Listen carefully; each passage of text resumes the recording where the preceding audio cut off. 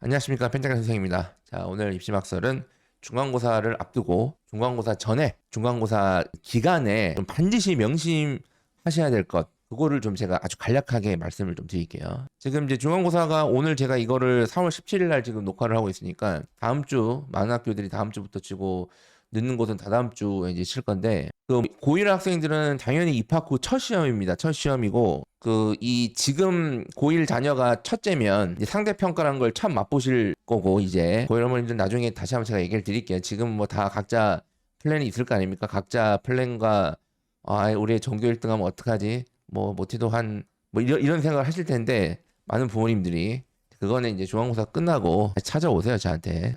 저희 채널에. 자, 그리고 2학년은 이제 정신을 차리고 첫 시험이죠. 1학년 때 무슨 맛을 봤잖아요. 근데 과연 차렸을까? 3학년은 이제 첫 시험이면 좋겠죠. 자, 그래서 일단 중간고사를 칠 건데, 우선 시험 시작 전에 정신보장을 반드시 아이들한테 시키셔야 돼요.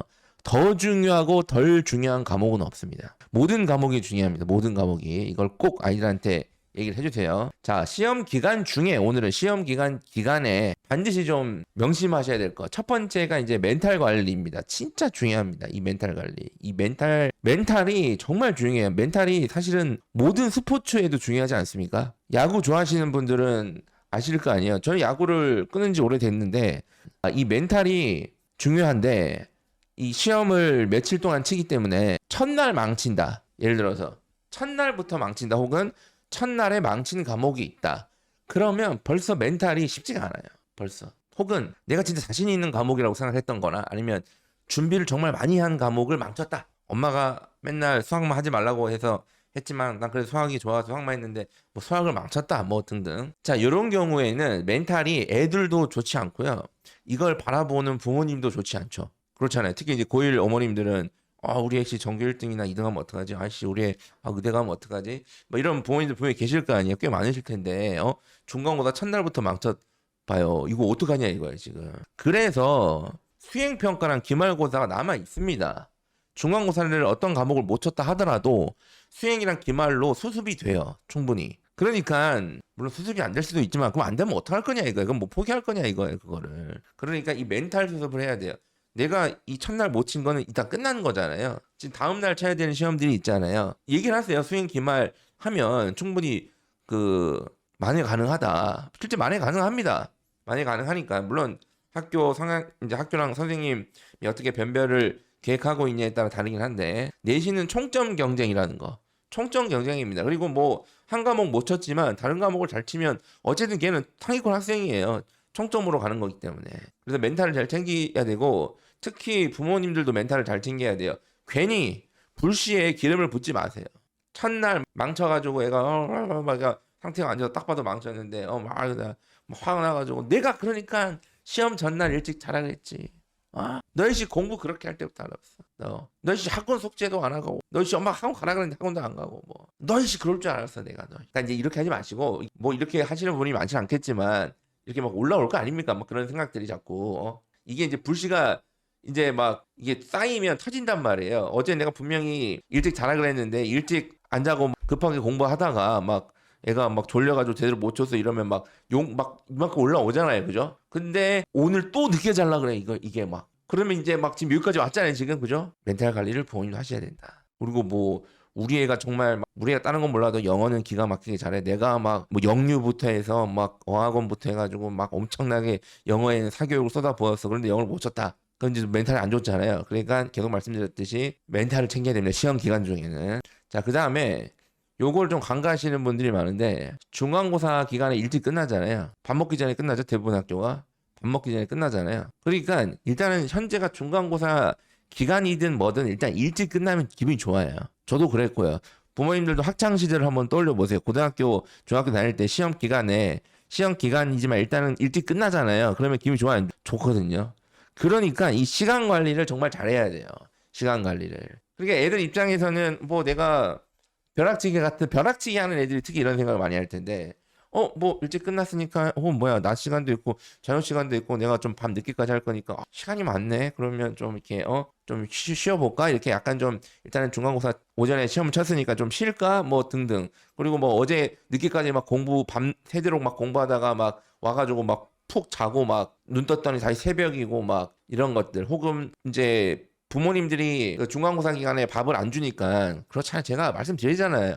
학교가 진짜 고마운 존재입니다. 어머니들 이럴 때 자꾸 학교가 얼마나 고마운 존재인지를 깨달아 줘야 돼요. 애들이 이렇게 일찍 오니까 지금 엄마도 불편하잖아요. 지금 불편한 게 한두 개가 아니에요. 지금 밥을 어떡하지.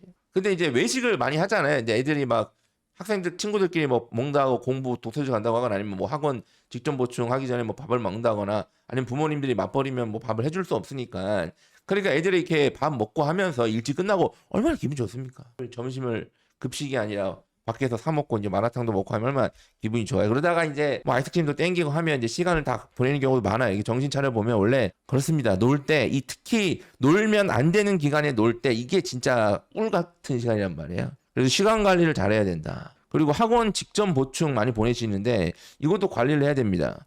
이게 내일 예를 들어서 수학학원에서 직전 보충을 학교 끝나자마자 오라 그랬어. 그래서 막 밤늦게까지 책임지는데, 아니 내일 수학만 있으면 상관없는데 내일 수학도 있고 영어도 있고 뭐 사회도 있다. 그런데 수학만 하면 어떡하냐 이거예요. 그거를 시험은 총점 싸움이라고 계속 제가 말씀드리잖아요. 그리고 이거를 직전 보충을 좀 잘 생각하셔야 되는 게, 일찍 부르고 사실상 방치하는 경우도 많습니다. 그러니까 직전 보충이라고 하려면, 제가 만약에 학원 선생님이면 직전 보충 내일 이제 시험이면 애들 불러서 점심 먹고 저 같으면 한 2시나 3시쯤 오라고 할 것 같아요. 이렇게 한 다음에 직접 이렇게 수업한 거 정리도 하고 시험 예상 문제도 내고 이렇게 해서 좀 갈구고 이렇게 할 것 같은데, 늦게 시작해서 늦게 끝나잖아요. 아침 9시나 점심시간이 사교육자들이 보통 활동하는 시간이 아니기 때문에 이 직전 보충이라고 해서 일찍 부르지만 사실상 뭐 선생님이 나오지 않거나 그냥 뭐 자습 위주로 뭔가 교재만 딱딱딱 있거나 아니면 뭐 그냥 조교들이 나와서 뭘 한다거나 아니면 그냥 뭐 직전 보충 불었는데 직전 보충인지도 모르고 있거나 막 이런 경우가 있으니까, 그래서 직전 보충을 학원에서 부르는데 뭐 되게 일찍부터 부른다 그러면 좀 물어보세요. 좀 뭘 하냐고, 뭘 시키시냐고, 지금 그걸 누가 관리하냐고, 그런 걸 한번 체크를 해 보시기 바랍니다. 이게 중학생 때 직전 보충이 으쌰으쌰 뭐 그런 게 아니에요 이거. 자, 그리고 이 내신 시험이란 거는 이 생각보다 중요하지 않은 곳에서 성적이 결정될 수도 있다. 중요한 부분, 이 시험 범위의 이 중요한 부분은 당연히 학교에서도 선생님이 여러 번 강조했을 거고 중요하다고, 학원에서도 이거 중요하고 기출이라고 계속 강조했을 거고 당연히 본인도 알고 있어요. 그러니까 상위권 학생들이라면 이 중요한 부분은 이미 준비가 잘 되어 있습니다. 웬만하면. 그렇죠? 근데 내신도 결국 변별을 해야 되는 시험이에요. 그래서 안 중요한 곳, 어이없는 곳에서 어이없게 틀릴 수 있어요. 이거는 야 요런 데서 문제가 나오면 어떡하냐? 야 이거를 이렇게 그 문제가 나와서 1개 틀리고 2개 틀려서 등급이 이제 바뀌고 이런 경우가 되게 많습니다. 그리고 이거를 나중에 실수로 포장을 해요. 실수. 그거는 안 중요한 건데 내가 약간 신경을 덜 써가지고. 그러니까 그 신경을 쓰냐 안 쓰냐가 내신의 역량인 거예요. 그거를 얼마나 꼼꼼하게 그물망을 촘촘하게 끌고 가냐. 그래서 뭐 평소에는 공부할 때는 중요한 것부터 중요한 것 중심으로 공부하는 건 인정인데, 지금 시험 기간에는 평소에 내가 안 중요하다고 생각해서 좀 안 봤거나 이런 것들을 저 시험 기간이니까 한번 보자 쭉. 그래서 정말 그렇게 전날 별로 안 중요한 것 같은데 그래도 혹시 몰라서 봤는데 거기서 문제가 나와서 거기서 네가 등급을 어떻게 맞아가지고 너의 인생과 운명이 어떻게 될지도 모르는 거예요. 그거를. 그래서 꼼꼼하게 봐야 돼. 시험은 사실은 수능 같은 경우에는 어느 정도 문제 스타일이나 이런 것들 풀이 방법이 정형화되어 있는 거잖아요. 오래 했던 시험이니까 파해법이 어느 정도 있잖아요. 근데 내신 시험은 선생님들 스타일 따라 워낙 다르기 때문에 모릅니다. 그래서 이렇게 내신 기간에는 안 중요한 거 중요한 거 없으니까 안 중요한 부분도 좀 꼼꼼히 봐서, 혹시 제 이 내용을 듣고 안 중요한 거 봤다가 그 다음날 시험에 맞았으면 꼭 댓글로 얘기를 해주세요. 꼭. 중간고사 잘 치면 좋겠지만 이 상대평가의 현실에서 누군가는 또 못 쳐야 누군가는 잘 치는 거니까. 그래서 저는 항상 열심히 한 만큼 그만큼 성적이 나와야 된다. 열심히 한 만큼. 자, 중간고사 잘 보시고 5월은 가정의 달, 정말 가정의 달이 되기를. 이 중간고사가 가정의 달이, 생각해보니까 5월이 가정의 달인 게 일부러 그런 거네. 중간고사 치고 가정의 분위기가 안 좋으니까 이 가정의 분위기를 좀 화목하게 하기 위해서 5월을 가정의 달로 한 거네. 지금 보니까. 감사합니다.